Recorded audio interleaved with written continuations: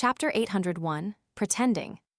Seeing Julie remain silent, the black-robed female enforcer led her team across the square, continuing their patrol of Morora.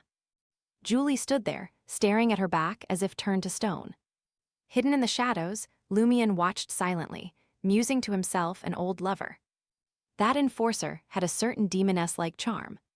Was she the last demoness to infiltrate Morora, Julie's lover, but ultimately became an experimental subject and forgot her past?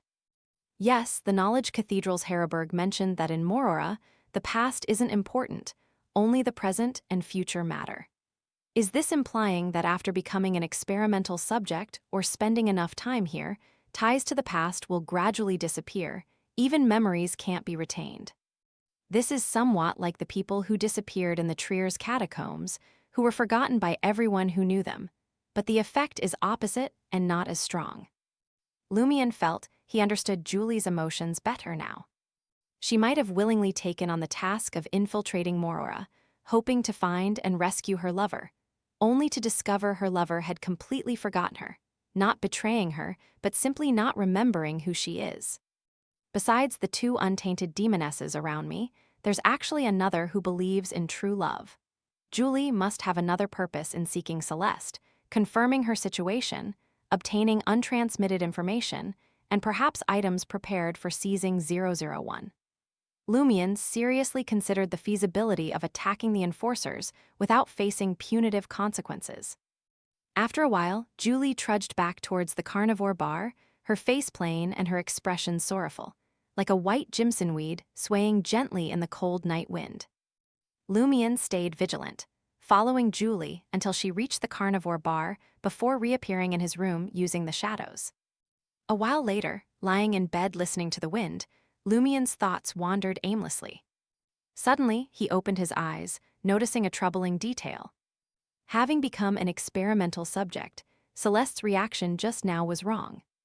From previous tests, Lumion knew the enforcers strangely recognized every resident of Morora. Celeste should have asked, "Who are you calling?" or "What do you want?" instead of "Who are you?" Whether in a normal state or not, she most likely still recognized Julie, but pretended not to.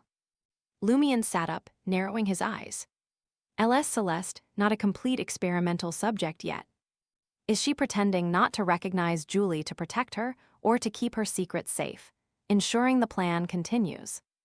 What is she using to maintain some clarity and self-awareness, not becoming a complete puppet-like experimental subject? Is it something the Demoness sect prepared based on previous infiltrators' experiences, or has Celeste had some fortuitous encounter, discovering part of the secret? Lumion decided it was necessary to contact Celeste. Of course, he would first see if Celeste would secretly approach Julie. In Trier's arts district, Franca waited outside an art gallery, as agreed, for the Demoness of Black. Before long, a four-seater carriage pulled up, and Clarice, wearing a black hat and thin veil over a dark court dress, looked out from the window and nodded at her. Franca opened the door, stepped lightly up, and sat opposite her. As the carriage moved slowly through the bustling city, she smiled at the Demoness of Black. "Madame, I've ascended to affliction." "Faster than I expected," Clara said, her doubt evident. Franca smiled slyly, because Seal became a Reaper. "He's sequence 5 too. His advancement seems even quicker than yours." Clara slightly raised her head, her eyes seeming to shift. "After Gardner Martin's death, he should have left the Iron and Blood Cross Order, right?" Franca spoke the absolute truth. Yes, he used Gardner Martin's Beyonder characteristics to concoct the potion, so he owes him for the quick advancement. The Demoness of Black smiled in understanding, her demeanor much warmer than usual. "Even in death, Gardner Martin helps you." That was a hell of a joke. Franca felt slightly awkward. She quickly changed the subject. "Madame, you said you'd tell me some secrets of the sect once I became a Demoness of Affliction." Clarice, with a slight smile behind her thin black veil, replied, "Yes, you're now considered a core member of our sect." Where should I start?" Seeing the Demoness of Black unconsciously reveal a hint of innocent girlishness, Franca couldn't help but be momentarily moved, marveling at the high-level Demoness's overwhelming charm. After a few seconds, Claris's expression turned serious and a bit melancholic as she began. I'll start with the specifics of our sect. We originally were a family, all members descendants of the primordial one, but since the fifth epoch, such an organizational structure couldn't sustain our influence. We began to incorporate Beyonders of the Assassin Pathway who also believed in the primordial one as members. Are you also a descendant of the primordial one? Franca, having learned this from the Tarot Club, still showed appropriate surprise and curiosity. This was a performance learned from Jenna, honed with a spectator's feedback. The Demoness of Black nodded slightly. My mother is a descendant of the primordial one. Wait, according to our deductions, you should have Sauron and Tamara blood. Does this mean your mother was of primordial one and Tamara bloodlines? Franca hesitated, then pitifully asked, does that mean I can never join the brass in the sect? I'm not a descendant of the primordial one. It doesn't matter. You can marry a descendant and your spouse will count as a family member. Claris smiled again. Moreover, in the future, you might truly become a child of the primordial one. We are always getting closer to the primordial one. What do you mean? Franca expressed her confusion. She felt a sudden, inexplicable fear. You'll understand in time. The Demoness of Black did not elaborate. I hate people who speak unclearly. Franca silently grumbled, waiting for the Demoness of Black to continue. Claris returned to the previous topic. After the Pale White War, the primordial one fell into slumber, occasionally waking. All sect affairs are handled by high-ranking demonesses titled by color. Currently, there are 13, including myself, some of whom are angels, others powerful saints. Is there a pope, a pontiff, or a matriarch? Franca asked. Claris nodded. Yes, the primordial one's child, our matriarch, the Demoness of Grey. She likes to be called the Saintess of Grey. The primordial one's child. What is her relation to Crismona? Browns told me Crismona is also a child of the primordial one. Franca openly expressed her curiosity. The Demoness of Black replied emotionlessly.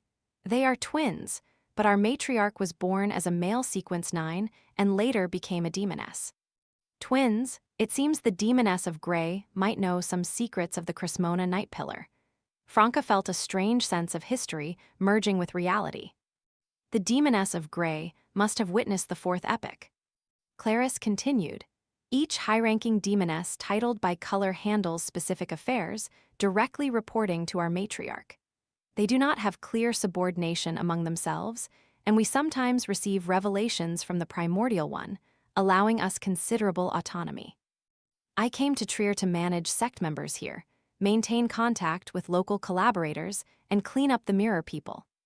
Franca seized the opportunity to ask, is our approach to the mirror people complete eradication? No intention to use them. The Demoness of Black smiled sadly. How do you plan to use them? If I knew, why would I ask you? Franca awkwardly smiled. To help us control that special mirror world, I think it's quite useful.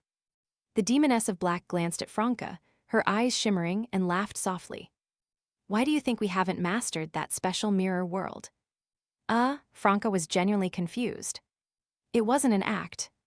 The Demoness of Black resumed her melancholy, elegant demeanor, smiling faintly. All mirror worlds are under our demoness control. That special mirror world was originally used to fight the primordial one, but ultimately, the primordial one took control of it. Of course, after the War of the Four Emperors, we lost partial control of that special mirror world. After the Pale White War, we could only exert limited influence. Why? Franca felt there must be a significant secret. The Demoness of Black smiled. Perhaps the matriarch and other high-ranking demonesses who survived the fourth epoch know, but not me. From the mirror people's state and their confessions, I guess the primordial one's projection in the mirror experienced some changes, or the primordial one's projections separated part of her characteristics, affected by the fourth epoch Trier's seal, unable to return, unable to reunite with the primordial one. But this doesn't explain why we lost further control after the Pale White War. Fourth epoch Trier's seal hasn't strengthened. Moreover, a true god is unique.